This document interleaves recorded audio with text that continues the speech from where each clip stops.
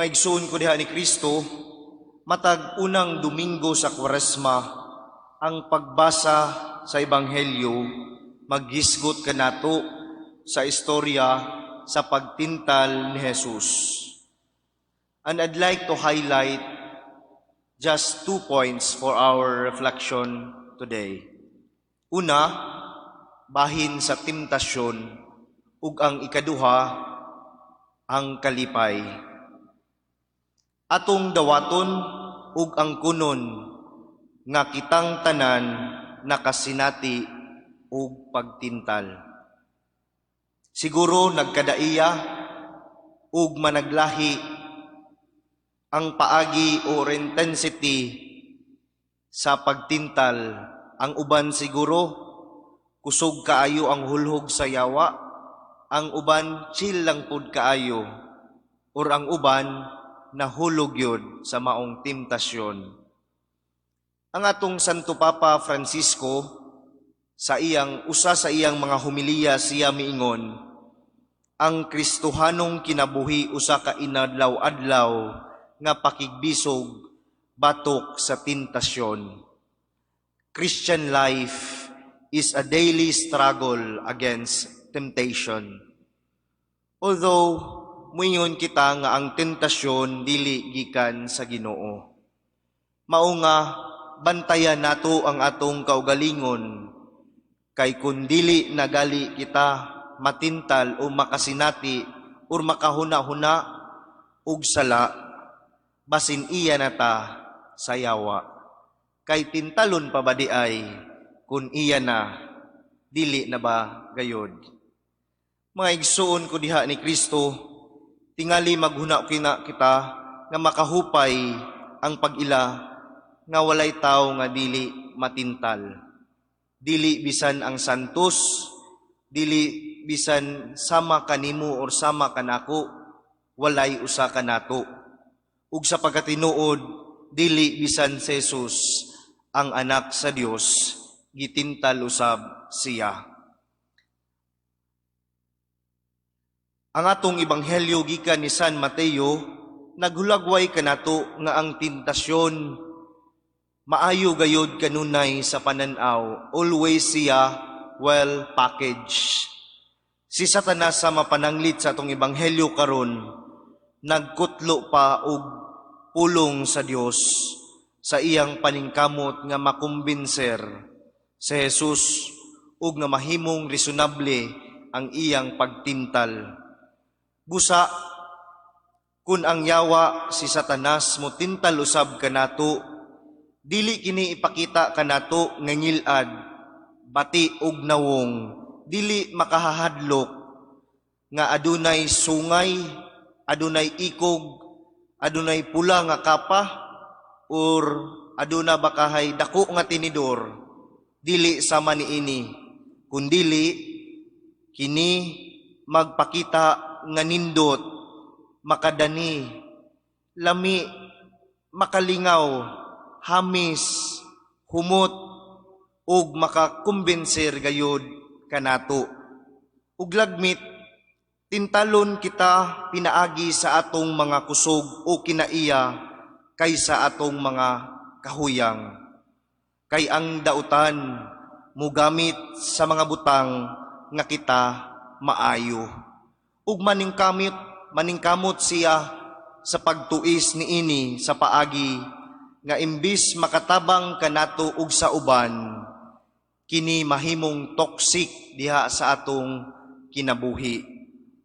Nganong nakaingon man ko niini, sa unsa mang paagi, sama pananglit, kun kita kugihan, abtik, lagmit si Satanas maghaylo kanato, magtintal kanato sa pagtigom og hilabihan, maghinugbra o maghinapin nga mga bahandi. Kung kita adunay kinaiya sa pagkasensitibo o pagpakabana, malagmit na kita hayluhon ni Satanas or tintalon kita niya nga kita mahimong himantayon. Kung kita maayog pamarog ug nawong, si Satanas mahimo nga magtintal kanato sa pagka narcissistic or vain sa atong kaugalingon, and so on and so forth. Mga minahal, gipahinumduman kita nga mahimong maalyamon ug alisto batok sa limbong sa yawa.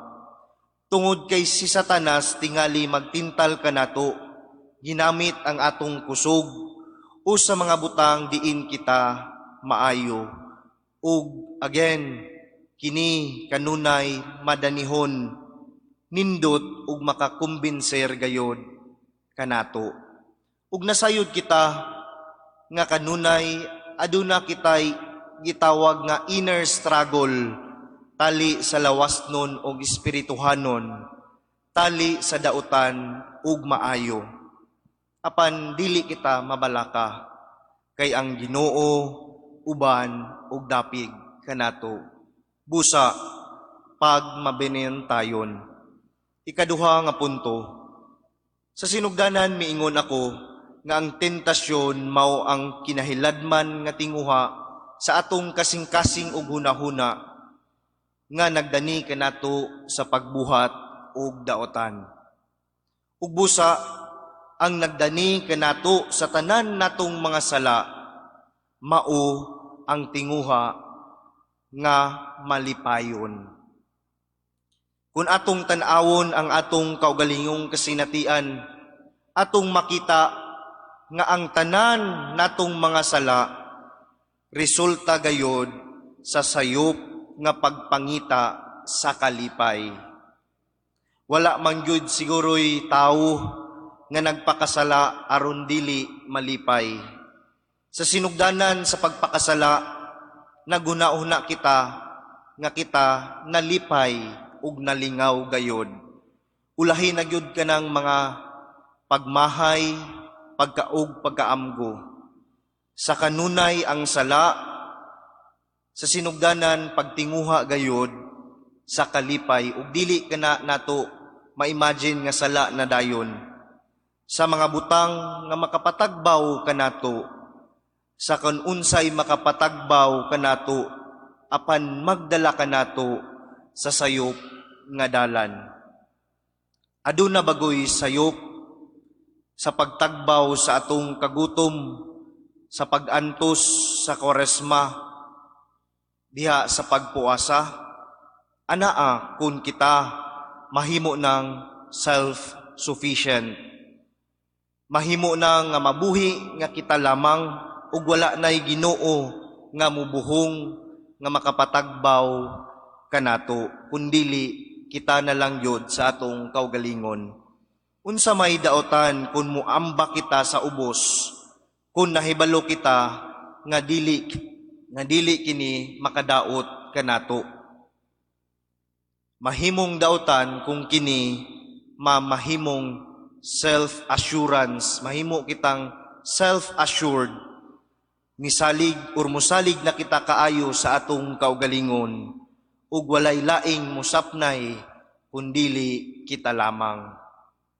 May daotan ba sa pagbaton og bahandi og gahom, kung gitinguha sa paggamit niini alang sa maayong katuyuan? Kung kita mamahimong self-adoration, ang tanan nakasentro sa atong kaugalingon, ug nahimong magsimba kita sa atong kaugalingon lamang, nan kini sayop gayod.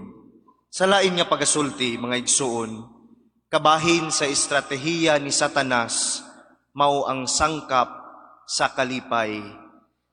In the guise of gahom, bahandi, o kabantog.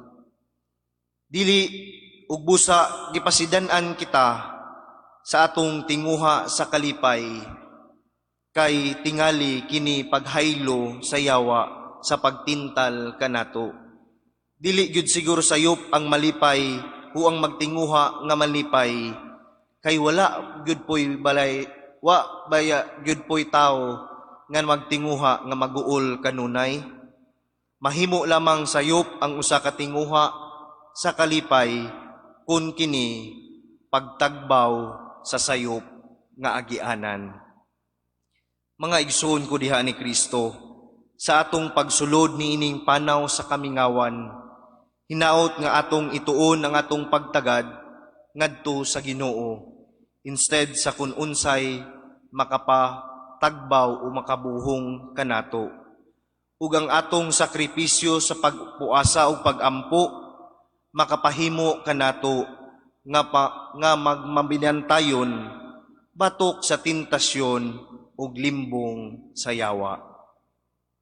The devil is real, but so is God. Palihog manindog. Kitang tanan, nagatuwa ko